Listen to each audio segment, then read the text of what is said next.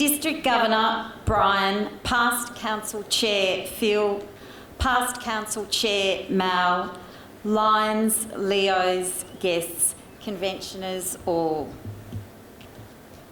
Good morning, honoured guests and lovely Lions and Lioness volunteers. It does really feel akin to bringing coals to Newcastle, one volunteer sharing a journey with all of you who have contributed hundreds and thousands of hours collectively in your communities. However, it is a great privilege. The theme of the Lions District 201N Convention, courtesy of District Governor Brian Grieve, is change is inevitable. Embrace it and adapt. What incredible change us volunteers have seen over 60, 50, 40, 30, 20, 10, 5, even the last few years. Once upon a time, we simply turned up to a working bee, a catering event or a function, mostly with all the tools required and the food.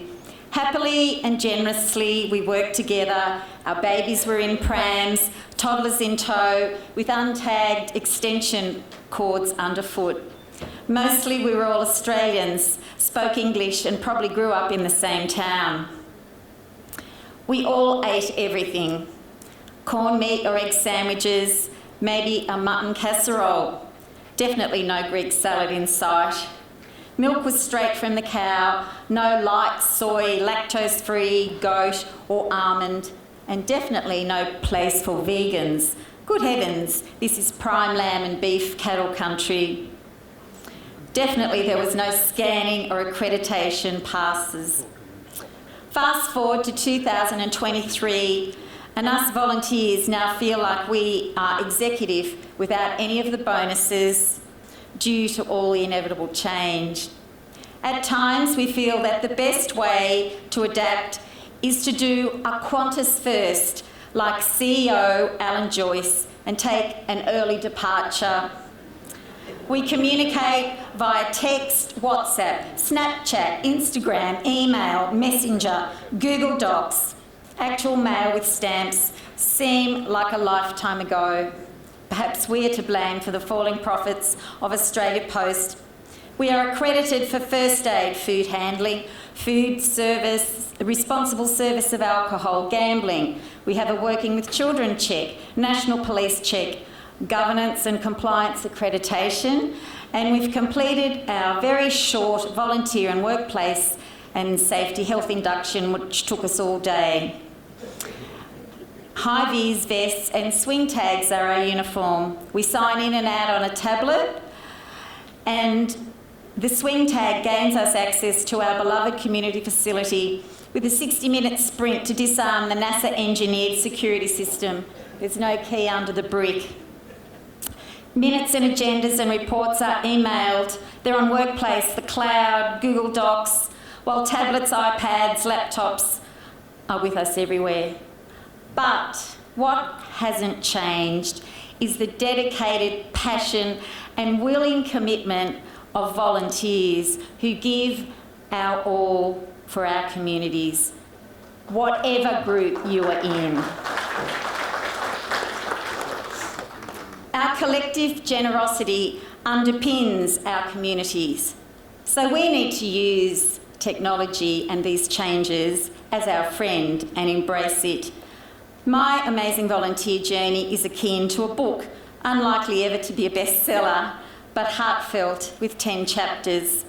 Growing up, marriage and my cherubs, education, pony club, the Deepwater Hall, country shows, the Rural Women's Network, Celtic Festival, town life and lessons learnt and joy to share. Like any good road trip, there's been plenty of potholes, speed bumps, flats, a few records, so strap yourselves in.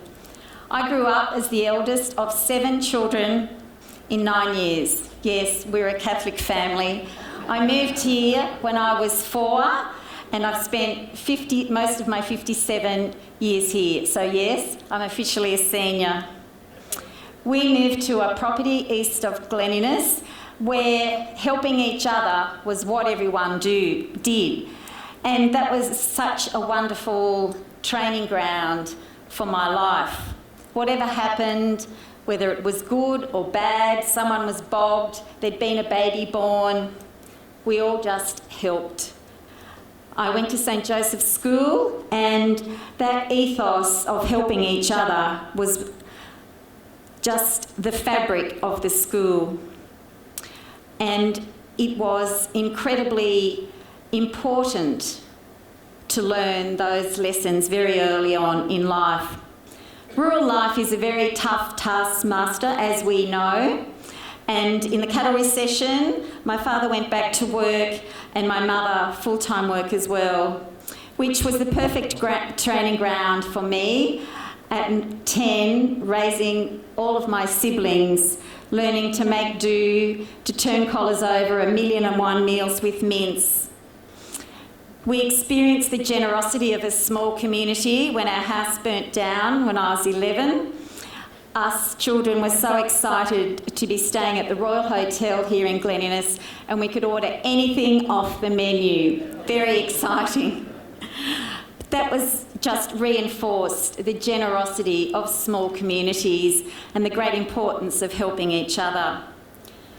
School wasn't easy for this chubby, well actually honestly fat dorky girl wearing the full dowdy poo brown St. Joseph's uniform, average at best in everything. But very early on I realised that I was maybe good at volunteering and trying my best. So that was my way in life. Surprising everyone, there was a little record and I was awarded Year 10 Ducks of St. Joseph's, which gave me an opportunity to go away to school. And there again, there was helping the community of Grafton, us boarders volunteering with the Jacaranda Festival.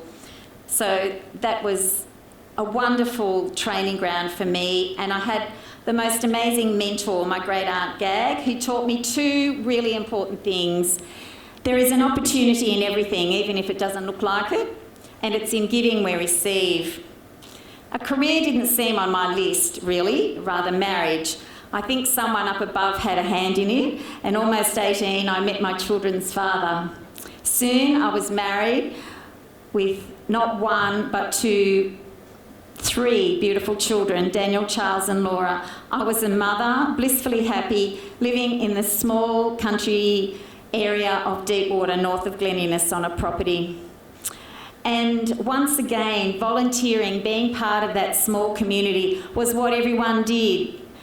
We had raffles, we made cakes, we gathered wood, we fundraised so that we could have sewing lessons at our local hall. The theme was giving back to our community. And throughout this chapter, number 2, and the remaining ones, my 3 children have been the reason for everything I have done. Chapter 3, I could hardly believe it. We were going to preschool and then school, high school and away to school. Clearly, I was the obvious choice as a mother of 3 small children and a new baby with nothing to do to fill out a comprehensive grant application so that we could get a heater at the CWA hall at Deepwater. Anyway, it was filled out and it was so exciting to get that grant, and it made me realise as volunteers that we have to look further afield. There are many opportunities for us, and that was a really, really important lesson. And equally as exciting for us mothers at Playgroup to have a cake stall and to raise enough money to buy a second-hand Monia pipe to create a play tunnel for our cherubs. We couldn't believe it. That play tunnel is still at the CWA hall at Deepwater and it's still used. Isn't that fantastic? Soon it was off to school, Deepwater and the Glen Innes public, and there was opportunities to take on roles. President it seemed, and often secretary. Once again, there were more raffles, seafood nights, raffles at the pub to raise equipment for our children. at the Glen Innes Public School, there was an opportunity to embrace more change. Everyone will recall the popularity of the open garden scheme. So us mothers thought we'd have our own open garden scheme, and over 4 years we ran 4 incredible events with local gardens, and we raised a record amount of money for the P&C, which still stands.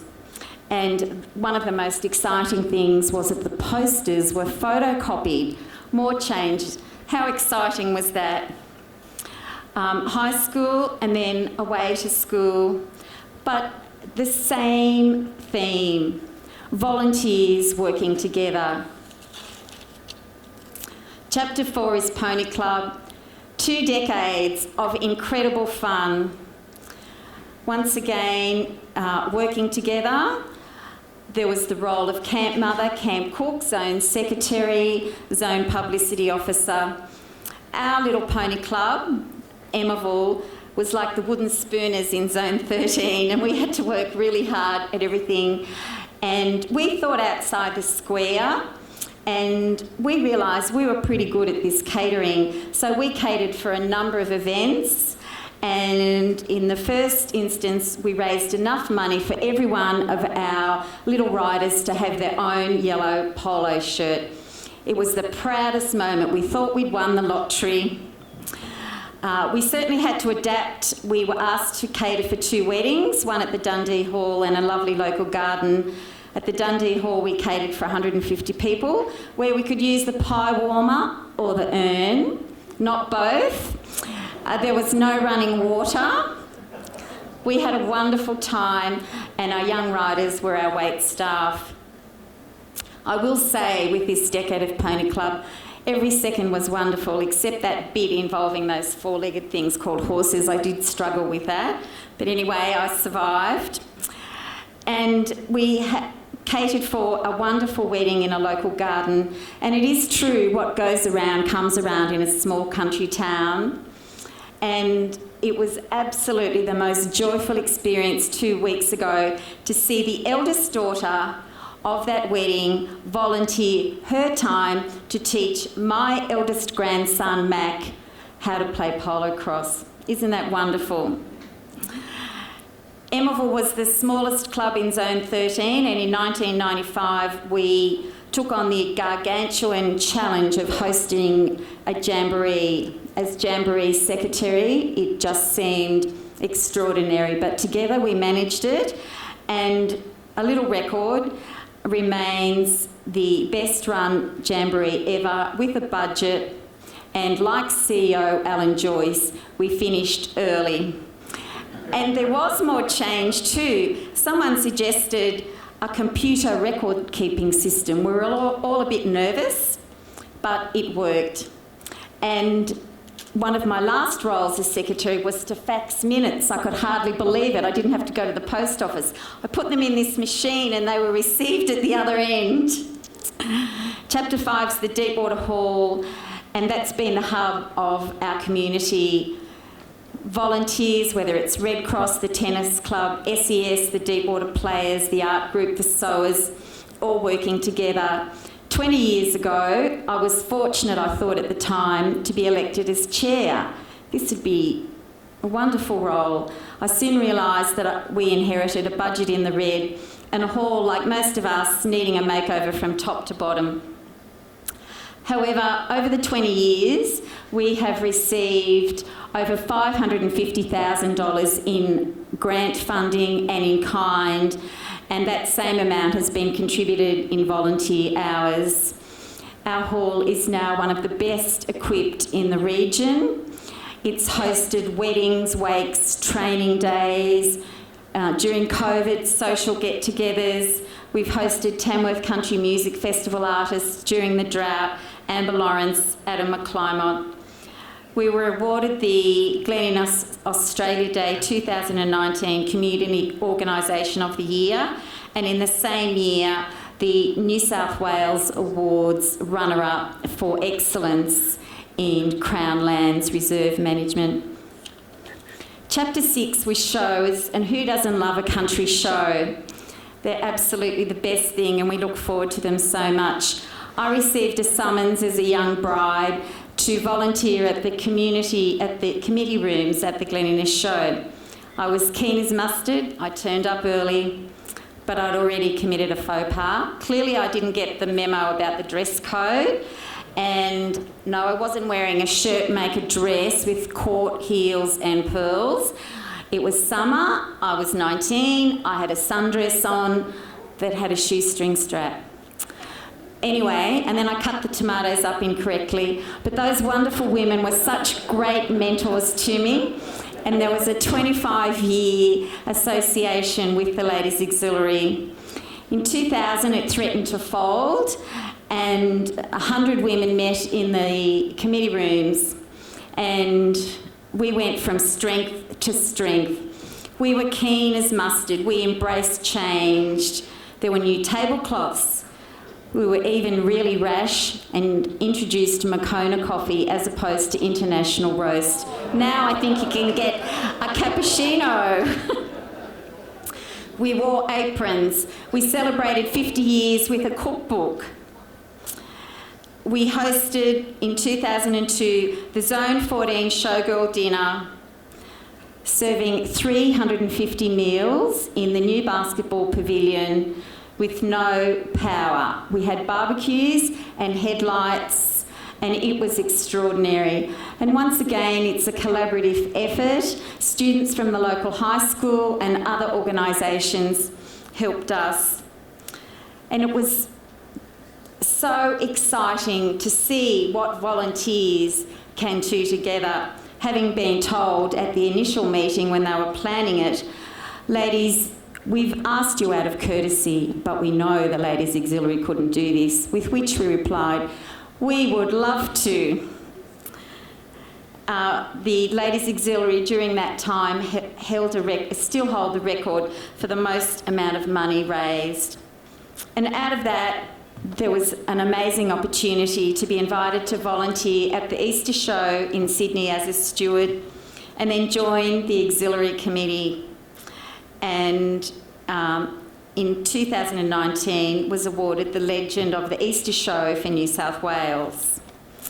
The Rural Women's Network is the most amazing organisation providing networks to women and their families all over New South Wales. It's been a great passion for 45 years, and there's been hundreds and thousands of trips all over New South Wales, and at last count, I think, being part of 565 events, giving opportunities to women in our rural areas that our city counterparts take for granted. Out of this, there was an opportunity in 2014 to host the prestigious Rural Women's Gathering here in Glen Innes. Over 350 women visited our glorious community, and it was a collaboration of community, many organisations working together. In fact, your very own Glen Innes Lioness ladies, who, despite being a CWA member and a CWA judge, Lioness do make the best slices. Your Lioness, yes, a clap for that.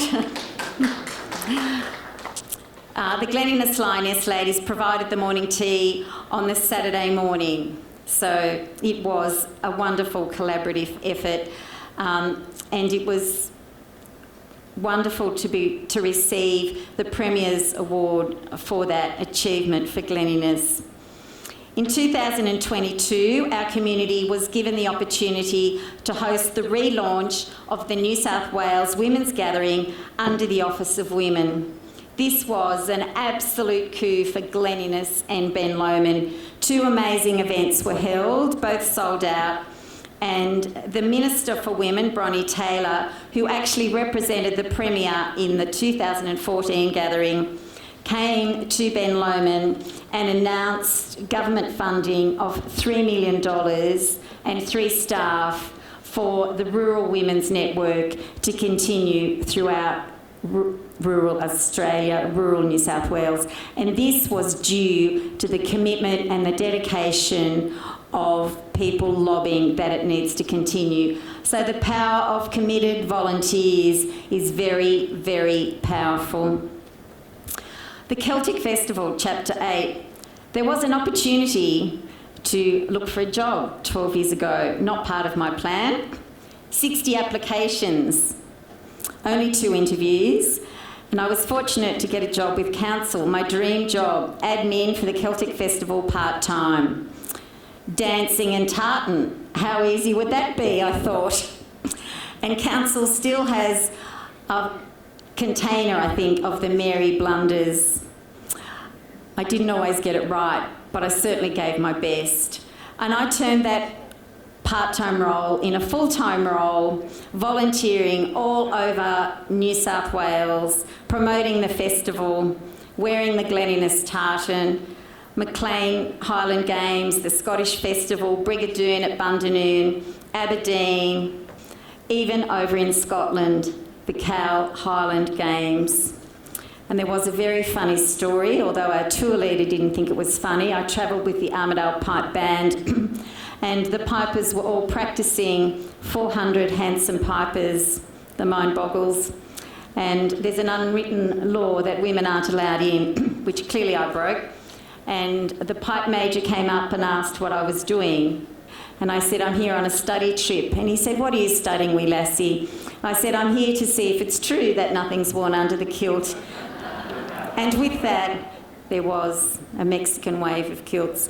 And no, there's nothing worn under the kilt, but there is under this one.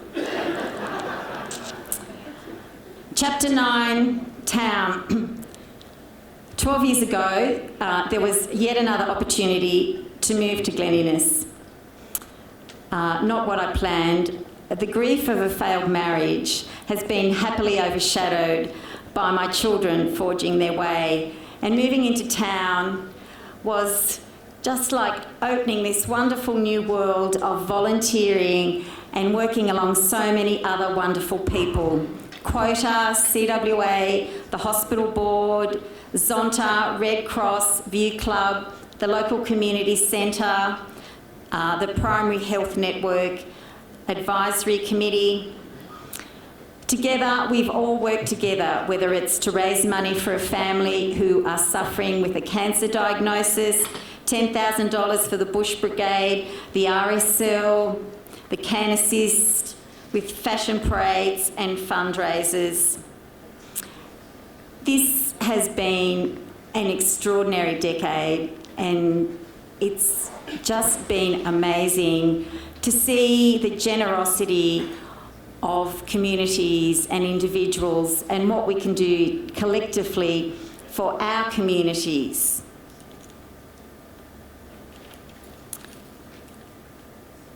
In 2023, I feel like I have to pinch myself. In March, at the International Convention Centre, I was announced as the 2023 New South Wales Community Hero and was actually speechless. I couldn't really believe it, and I still can't. Awards are never about one person, it's always about a team, we, and so it's been a testament to the wonderful people that I've been fortunate to work with.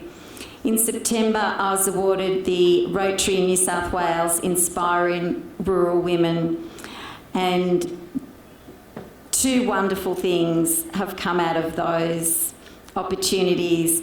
I had the opportunity to travel to Sydney with my daughter for the first one, so that was really special having her with me. And my niece flew down from Brisbane for the second one, which was amazing.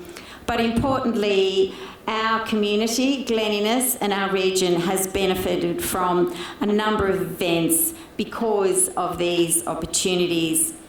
I've also had the opportunity to travel to Malaysia for the ACWW conference, 450 delegates from 50 countries, all joined together by the passion and the dedication of supporting our communities and giving back. The Women in Dairy Conference in Merimbula, the AgriFutures function in Canberra, the View Club National Convention in Hobart, CWA State Conference, the Thrive Conference in Wagga, and soon the 30th Women's Gathering in Orange, which is fantastic. And with all of these, it's been necessary to embrace and adapt.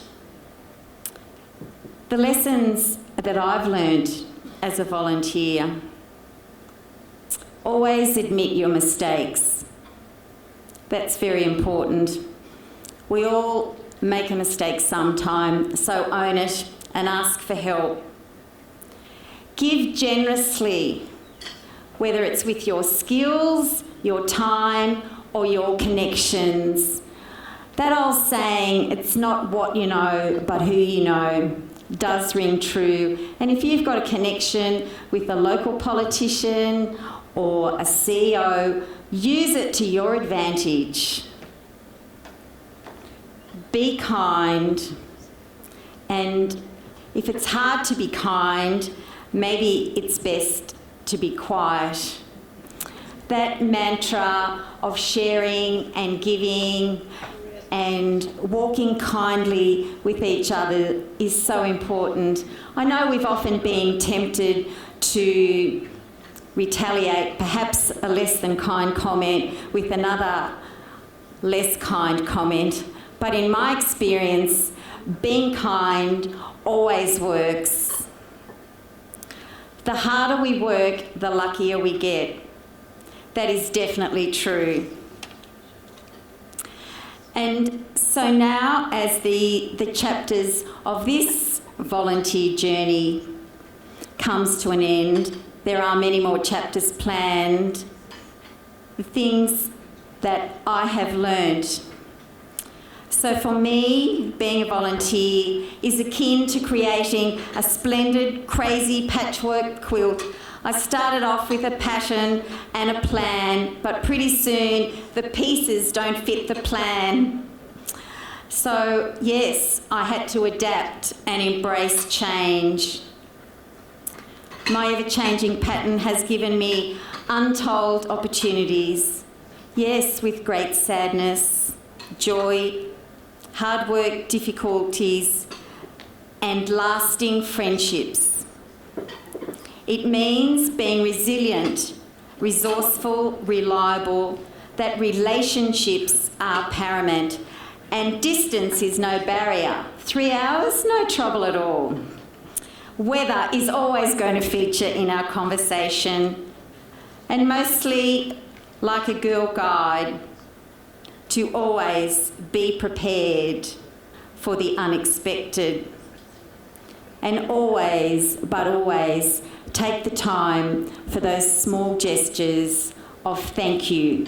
Once upon a time, it was probably a handwritten note, but now it might be in our group messenger chat or a text. Saying thank you means the world, and it's such a small thing to do.